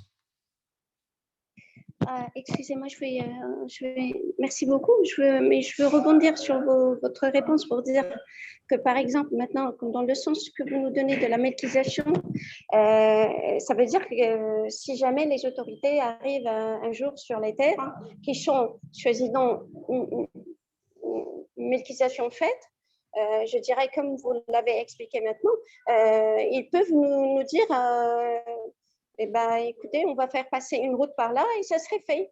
Parce qu'on n'a aucun papier, on n'est pas des propriétaires comme il faut, avec des papiers qui disent que nous sommes officiellement, non officieusement, parce que ce que vous m'expliquez, c'est officieux. Un jour, ils peuvent venir me dire c'est la route, c'est un barrage, non, on va faire quelque chose et puis hop, on n'est plus là. Comment assurer en fait une terre où nos ancêtres étaient là et dire, donner de la, je dirais, de la légitimité à cette melkisation, comment on fait?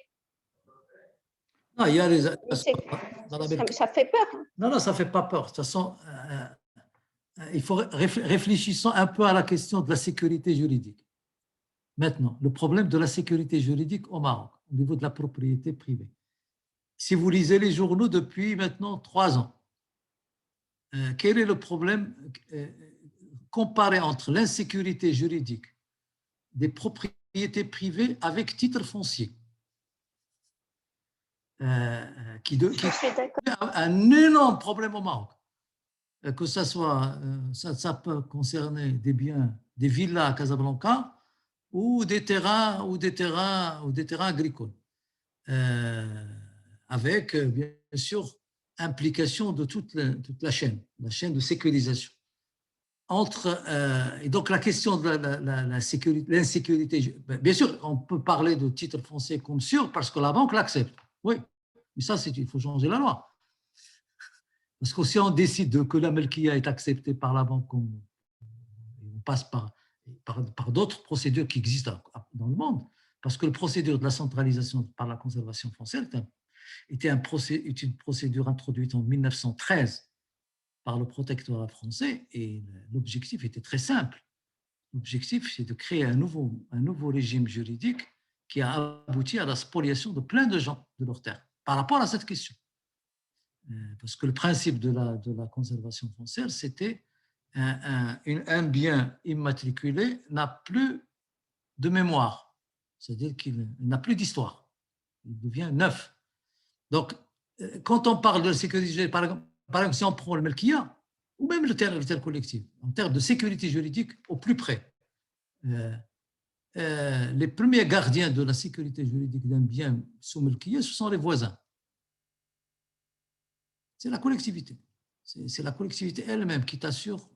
Et les gens qui ont une Melkia ne se posent la question de la sécurité juridique ou de la valeur de leur titre de Melkia que quand ils s'adressent à la banque ou quand ils s'adressent à une administration publique, quand il s'agit d'expropriation. Mais en fait, sécurité juridique au niveau de la communauté, elle est garantie, mais de façon extrêmement puissante, beaucoup plus puissante que la sécurité juridique au niveau de l'immatriculation.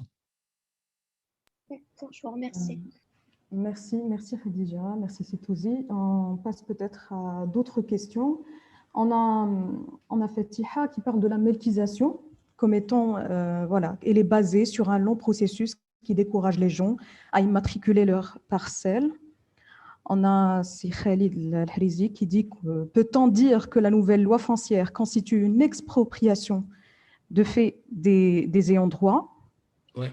Et on donne des pouvoirs, toujours c'est Khalid, on donne des pouvoirs exorbitants aux gens d'autorité sans garantie d'un niveau de compétence, ni des agents d'autorité sans garantie d'un niveau de compétence, ni de procédure. Oui. On a une autre question de Zakia. Devant une menace croissante des ressources naturelles, celle de l'eau, peut-on envisager une adaptation, une frugalité de ces ressources pour un usage durable et soutenable, sachant que l'exploitation des eaux souterraines a créé une dynamique importante dans certaines zones? Et peut-être une dernière question de Saïd, qui concerne le problème de succession de l'agriculture entre générations. En France, on discute dernièrement de la souveraineté alimentaire. Est-ce qu'on n'est pas encore prêt à discuter de la souveraineté alimentaire? Et une dernière question. Quand on parle de frugalité, d'agilité, de rationalité, j'ai l'impression qu'on utilise ces concepts que dans le milieu universitaire, alors qu'ils doivent être articulés, mobilisés, pris en compte dans les discours institutionnels. On s'attend quand même à sentir une prise en considération de la diversité, des spécificités, de la complexité en abordant la question du rural, de l'agriculture. Mais on a généralement qu'un style formaté qui simplifie, qui schématise et souvent relayé tel quel par les médias. Vous avez par exemple parlé ou présenté les concepts, mais par la suite appliquer ces concepts à des cas concrets. Qu'est-ce qui empêche, à votre avis, cette manière de raisonner au sein de la politique agricole? Pourquoi on a toujours une certaine dualité qui ressort à chaque fois? Développement, frein au développement. Agriculture moderne, agriculture traditionnelle. Petit agriculteur, grand agriculteur. Vous l'avez dit, la question est une question de paradigme, pas de politique publique, mais on aimerait quand même quelques éléments de réponse par rapport à ça. Nadia, l'avis de professeur sur la permaculture et l'exemple m'intéresse. Pardon. Merci Nadia. Donc voilà, c'était tout pour les questions. Je ne vais pas pouvoir. Bon. La question des concepts, pourquoi oui. Pourquoi ce genre de réflexion n'intervient pas beaucoup? Bon, je pense qu'il y a quand même une pensée dominante qui est là. Et cette pensée dominante, qui était la pensée de la modernisation tout court, une modernisation précise, qui a fait, il ne faut pas la condamner totalement, qui a abouti à des résultats extrêmement importants pour le pays, pour le Maroc et pour d'autres pays. Mais en même temps, on n'a jamais réfléchi aux conséquences multiples de ces choix de politique publique. On n'a jamais, et c'est pas uniquement le problème, est un problème qui n'est pas lié uniquement ni aux politiques, ni aux chercheurs, mais il est aussi lié à un environnement qui a construit un paradigme dans lequel il y a une division du travail qui est presque imposée. Les semenciers contrôlent la semence, les machinistes imposent un modèle de développement déterminé. Donc, il y a toute on le voit même dans les pays les plus développés qui essayent et qui ont les moyens de revenir et de réfléchir autrement, ils ont des difficultés à revenir sur ces orientations un peu productivistes et d'intensification, etc. Donc, le changement est lent et il va être extrêmement difficile. Moi, ce que je disais tout à l'heure, c'est que, et je pense que c'est la première idée dont j'ai parlé au départ, c'est comment transformer ce qui peut être pensé comme un retard en opportunité. Et ce qui est difficile à accepter en tant que Marocain, à un moment donné, c'est qu'au moment où il y a des changements de paradigme dans le monde, nous, on accélère l'ancien paradigme. On se donne les moyens de l'accélérer. C'est ça le paradoxe. Et qui est, bien sûr, quand on dit frugalité, agilité, très difficile de convaincre les gens de devenir frugaux alors que McDonald's ouvre partout. C'est même te dire, tu ne peux pas convaincre les gens d'être de la frugalité, à moins de le jouer sur un plan, j'allais dire, religieux, tout simplement. Donc, c'est quelque chose qui demande vraiment le fait de transiter par l'opulence pour arriver à la frugalité. Mais est-ce qu'on peut se permettre de transiter par l'opulence pour arriver à la frugalité. Sachant qu'actuellement, l'obésité est une maladie de sous-développement, mais pas chez les pays développés. Donc ça, c'est extrêmement compliqué d'arriver à débattre ces questions. Le lieu pour débattre ces questions, c'est des forums plutôt démocratiques, et à la fois l'université, mais aussi des possibilités d'en débattre au niveau des populations elles-mêmes. Comme j'ai dit, parce que c'est toujours paradoxal de dire à un moment où tout est possible, de dire les gens, il faut y aller doucement, il ne faut pas consommer trop, il ne faut pas utiliser trop d'eau, etc. C'est par un peu pour m'amuser que j'ai dit privilégier les toilettes turques aux toilettes européennes, c'est juste pour blaguer. Mais en fait, c'est très difficile de convaincre les gens de revenir aux toilettes turques.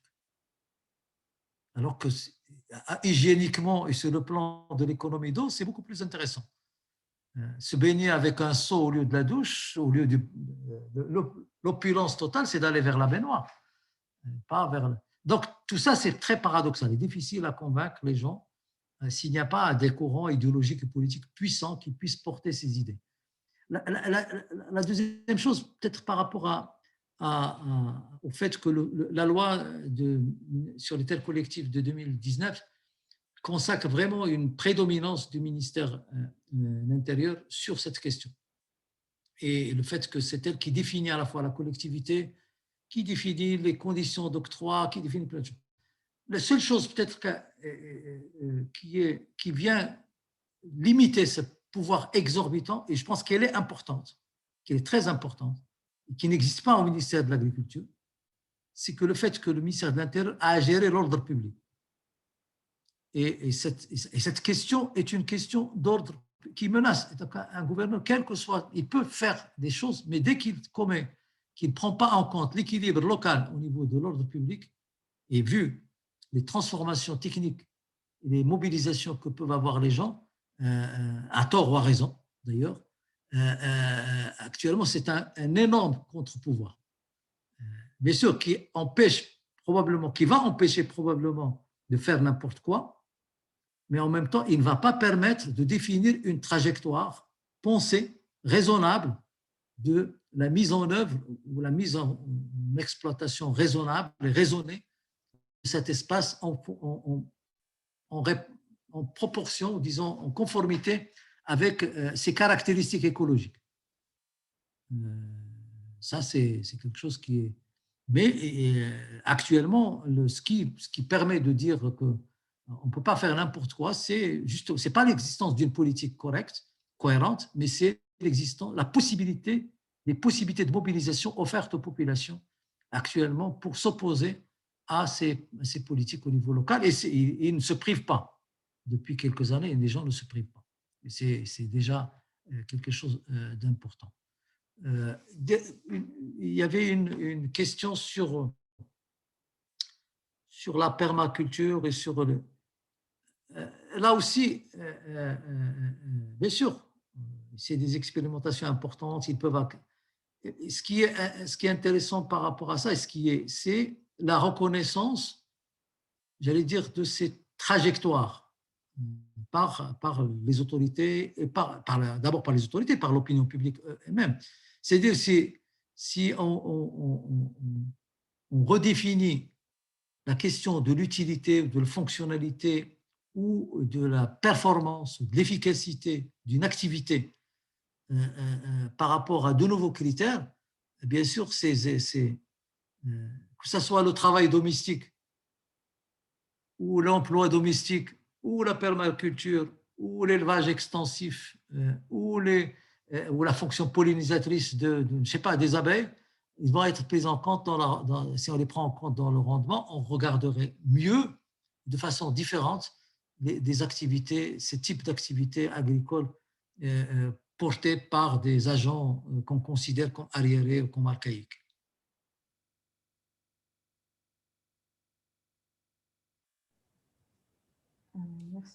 Merci Sitosi.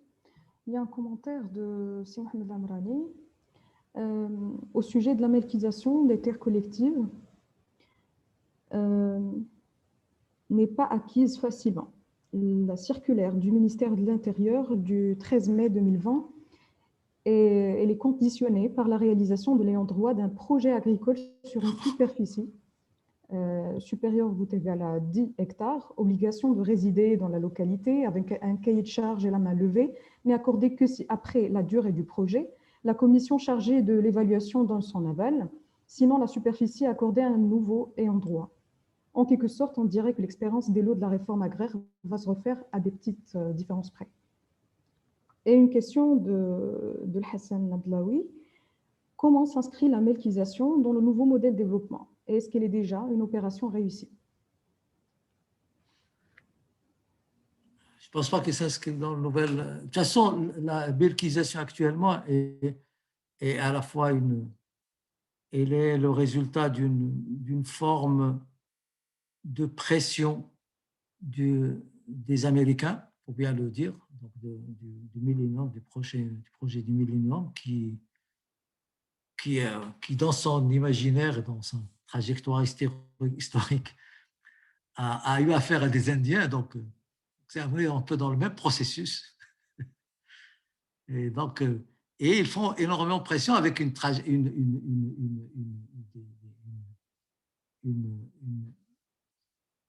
un conditionnement de l'investissement par rapport à la sécurisation des terrains par la melkisation.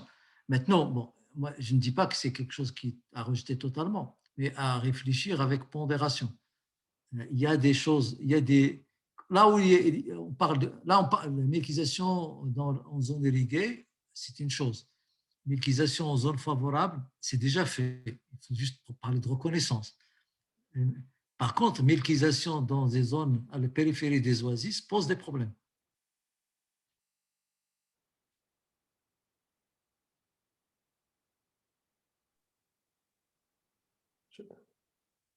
Je peux prendre la parole, là, Habiba? Merci. Bon, la référence du professeur Amrani sur ce qui s'est passé, surtout dans les terres de la réforme agraire, est très, très intéressante parce qu'on a une expérience déjà qui existe et qui, a posteriori, a permis en fait d'ouvrir une marchandisation du foncier. Et surtout parce que le marché foncier existe sur le collectif, ça a été dit par Sitosi et les collègues en témoignent depuis déjà plusieurs décennies. Mais dans la réforme agraire, ce qui est aussi très intéressant, c'est qu'une fois que les gens, une catégorie bien importante aussi a eu son titre foncier, elle a vendu.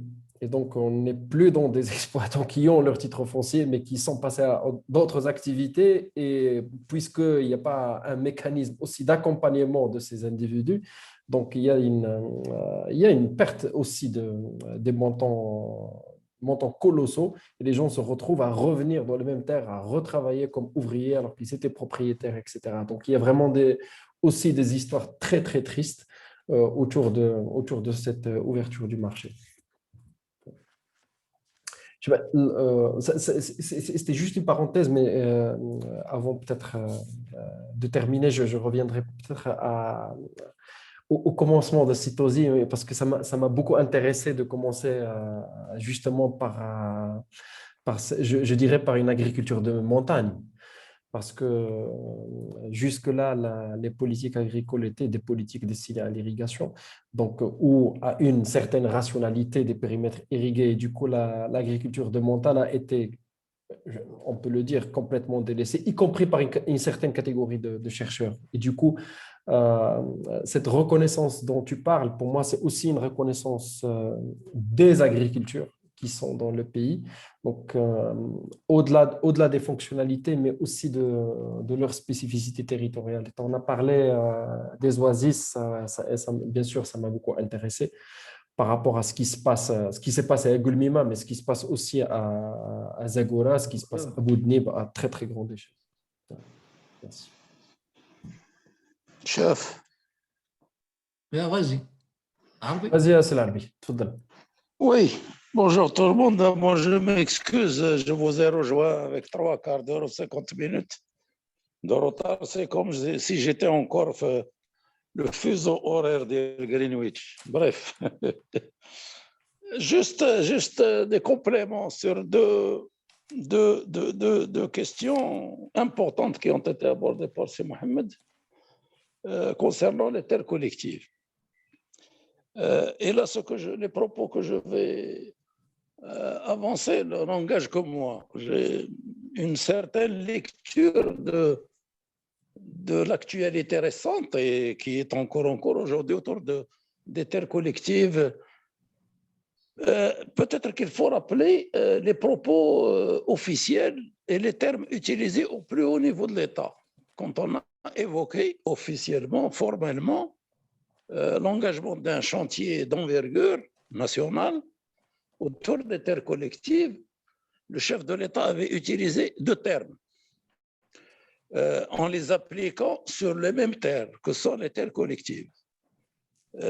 Il a parlé de la melkisation des terres collectives, mais il a tenu à préciser qu'il s'agit bien des terres collectives de culture.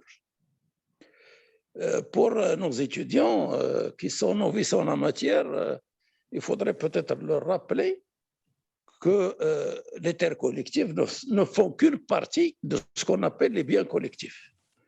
Les biens collectifs ne se limitent pas uniquement aux terres à usage agricole. Il y a des collectivités qui ont des plantations, il y a des collectivités ethniques, j'entends, qui ont des ramla, des ma'dan, etc., des sources d'eau. Donc là, limitons-nous aux terres collectives. On a utilisé et on continue à utiliser jusqu'à aujourd'hui deux termes et on ne s'est jamais donné la peine de nous arrêter pour interpeller ce que cela signifie. On parle de melkisation des terres collectives au bénéfice des ayants droit en priorité et en même temps on parle de mobilisation d'1 million d'hectares de terres collectives. Pour rappel, et à défaut de pouvoir disposer 5 années après des résultats du dernier recensement général de l'agriculture réalisé en 2016, que le ministère refuse toujours de publier, alors que c'est un recensement général. Nous référons au recensement, là, mon dernier recensement de l'agriculture de 1996, qui nous informe que sur près de 9 millions d'hectares de superficie agricole utile, c'est-à-dire les terres à usage agricole, qui n'incluent pas les terres pastorales de parcours, sur les près de 9 millions d'hectares de superficie agricole utile, c'est-à-dire les terres de culture, les terres mises en culture, il y avait en 1996, sur le recensement de 1996, que 1,5 million d'hectares de collectifs, de terres collectives. Et la melkisation ne date pas d'aujourd'hui, des terres collectives. Ça a été rappelé par C. Mohamed. Il y avait une loi qui avait été adoptée à l'époque du Code des investissements agricoles en 1969, qui avait instauré la possibilité de melkiser les terres collectives situées dans les périmètres d'irrigation. Le bilan est chaotique. Pas grand-chose n'a été fait parce que le processus avait été très, très mal engagé. Et le problème résidait fondamentalement, comme ça l'est encore aujourd'hui, quoiqu'il y a quelques avancées, c'est sur ce qu'on appelle l'ayant droit. Quels sont les critères pour définir un ayant droit?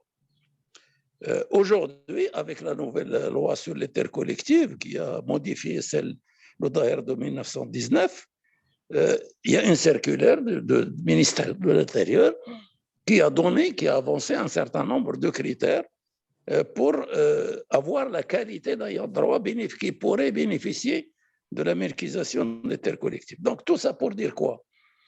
Il faut relativiser. À mon avis, l'enjeu, je crois qu'il y a un projet d'une instrumentalisation politique de la melkisation qui ne va pas porter sur grand-chose, parce qu'on ne va pas pouvoir melkiser 1,5 million d'hectares collectifs de toute culture. C'est impossible, parce que tous les collectifs ne sont pas assignés, et ce n'est pas applicable, faisable partout, d'autant plus D'autant plus, les nouvelles dispositions de la milquinisation considèrent qu'il ne peut y avoir de titre foncier au bénéfice de l'ayant droit que s'il dispose, que s'il bénéficie d'un lot de terrain collectif de culture supérieur à 10 hectares. En fait, on va instaurer des titres fonciers dans l'indivision, dans le meilleur des cas. Parce que je ne connais pas personnellement un collectif de culture au Maroc où la division de la superficie par le nombre d'ayants droit éligibles à l'opération ne puisse donner des lots supérieurs même à 2 hectares ou à 3 hectares. Donc, je crois, et en plus de ça, ajouter à cela, peut-être lors de la prochaine séminaire, on aura l'occasion d'en discuter, avec la nouvelle stratégie de développement agricole dénommée Green Génération, génération verte, on essaye de nous faire croire qu'on va développer une classe moyenne agricole sur la base des collectifs, moyennant la milquinisation des terres collectives, chose à laquelle je ne crois absolument pas du tout, dans la mesure où le nombre d'ayants droit éligibles à être bénéficiaires de la milquinisation est tellement important que, comme disait Wahadoud el-Belad, si on veut partager ça, il va nous falloir utiliser une lame de rasoir pour donner les lots. Et donc, la milquinisation, si Mohamed l'a dit, il est de fait depuis au moins un demi-siècle. Un abrassé dans mon droit, nous avons 100 d'hectares de terres collectives au Gharb. Je ne me souviens pas avoir vécu un partage. Mon père, décédé déjà en 71, avait déjà son lot. Il n'y a plus de partage. Donc, la milquinisation de fait est déjà là. Là où j'appelle les analystes à faire très attention, je crois que la milquinisation n'est qu'un, comment j'allais dire, pour faire passer un projet beaucoup plus dangereux. C'est celui d'ouvrir les terrains collectifs de parcours aux investisseurs privés. Et quand on utilise le terme mobilisation, ma lecture, mon interprétation de ce double propos, milquinisation des terres collectives, et en même temps on parle de mobilisation d'1 million d'hectares, je crois que lorsqu'on dit mobilisation, on fixe le viseur. Ce que a rappelé C. Mohamed, ce que la loi considère comme étant des collectifs vacants. En fait, l'enjeu, c'est de permettre aux investisseurs privés de mettre la main sur les terrains de parcours qui sont collectifs, dont les superficies sont autrement plus importantes que les terres collectives de culture, qui font partie de la superficie agricole utile, qui ne totalise au mieux qu'1 million d'hectares, 1,5 million d'hectares. 1,2 million. 1,2 million, voilà. Je dis tout au plus, parce que je suppose que peut-être avec le recensement de 2016, peut-être on a continué à grignoter sur les terrains de parcours collectif pour les mettre en culture. Le process d'appropriation qu'on avait déjà identifié en comparant le recensement général de l'agriculture de 96 à celui de 74, où on s'était aperçu que la superficie agricole utile du Maroc s'est accrue d'1 million d'hectares. Et quand on a creusé, d'abord le gros de ces 1 million d'hectares s'est trouvé dans l'Oriental, les hauts plateaux de l'Oriental, où il y a les terres collectives. Et donc il y avait un processus de milquinisation de fait par la mise en culture des terrains de parcours. Et donc aujourd'hui, l'enjeu, le véritable enjeu, quand on parle de mobilisation d'1 million d'hectares de terres collectives, c'est certainement, ça se fera aux dépens des terres collectives de parcours, qui ne sont pas toutes aptes à la mise en culture. Et d'ailleurs, je te rappelle, c'est Mohamed, ce que tu avais écrit toi-même, c'est Mohamed Naji, quand Simziane Belfqi nous avait chargé d'élaborer une plateforme pour une loi d'orientation pour la modernisation de l'agriculture marocaine à la veille de l'avènement du gouvernement de l'alternance, vous avez bien écrit, c'est la vocation des terres qui doit définir leur statut et non pas l'inverse. Heureusement qu'il y a le statut collectif pour les terrains collectifs de parcours au Maroc, heureusement. Et donc aujourd'hui, quand on voit ce qui se passe autour des oasis, Jit Boudnib, Jit Rachidia, etc., et vous avez vu les vidéos récemment autour de Guelmima, c'est ce qui constitue l'enjeu majeur pour l'avenir de ces territoires. D'autant plus que ça se fait moyennant la mobilisation des ressources en eau souterraines non renouvelables. Et le plus grave dans tout ça, c'est soutenu par des subventions de l'État. Et le processus de surexploitation des ressources souterraines risque de s'aggraver encore davantage et s'élargir sur toutes les régions du Maroc. Artiasi Mohamed, à cause de quoi? Si on ne fait pas attention, c'est à cause de l'élargissement qui va être lui aussi fortement subventionné par l'usage des énergies renouvelables, notamment le solaire.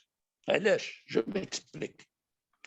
Ce que j'ai relevé, on l'a relevé ensemble, ce qui est extraordinaire dans notre pays, c'est notre capacité à pervertir les plus belles idées et à aller vers des effets pervers des politiques publiques. Ce qui risque de se passer avec les énergies renouvelables, notamment solaires, pour le pompage de l'eau, c'est que le solaire, tu n'as qu'un investissement au départ. Le fonctionnement, tu n'as quasiment plus de frais de fonctionnement. Tu n'as qu'à investir dans l'installation et tu pompes tout le temps. Tant qu'il y a le soleil, tu pompes sur les ressources en eau. Alors qu'avec l'usage de l'énergie électrique, ou le gasoil ou le butane, au moins l'agriculteur compte ses billes quand il pompe. Et donc là, si on ne fait pas attention à ça, et si on continue à ouvrir les vannes pour les investisseurs privés, pour mettre des plantations de je ne sais quoi sur les terrains de parcours à ressources en eau non renouvelables et avec subvention du solaire, c'est la catastrophe. Garantie. Donc, pour résumer, je vous interpelle à faire attention sur l'usage de deux termes. Melkisation, c'est pour la consommation locale, pour calmer les pauvres. Et la mobilisation d'1 million d'hectares, ça me rappelle curieusement le dualisme qui a été évoqué tout à l'heure par l'une des intervenantes, et ça me rappelle curieusement le pilier 1 et le pilier 2 du plan Maroc vert. On est toujours dans le dualisme. Melkisation pour la misère, pour les pauvres, mobilisation de millions d'hectares pour les investisseurs privés, quitte même à mettre en péril la durabilité des écosystèmes et des territoires. Voilà. Merci. Merci, Sil Arbi. J'espère que ce n'était pas ta présentation pour le prochain séminaire. Hein? On verra. Vas-y, c'est à toi la parole hein, pour conclure. Non, moi, de toute façon, je pense que la précision est importante entre mobilisation et melkisation. Moi, juste peut-être pour revenir très rapidement sur le texte de 2019, sur cette question d'ayant droit, il faut juste remarquer que le texte a abandonné le concept de dawi al-huquq, n'existe plus. C'est-à-dire dawi al-huquq, qui est vulgarisé par les médias, n'existe plus.